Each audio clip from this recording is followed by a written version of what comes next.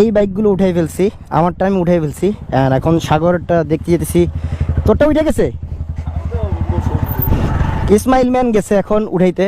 আসলে এই জায়গাটা হচ্ছে একটু রিস্কি এরিয়া। ওই লাইট খুললে গেছে নিচে, তোর লাইট খুললে গেছে নিচে।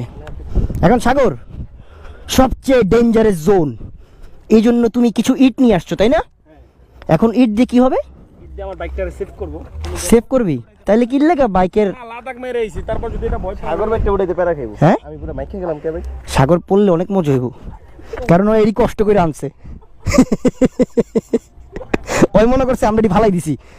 সাগর তোকে দেখার জন্য আমরা অপেক্ষায়, just just only for you.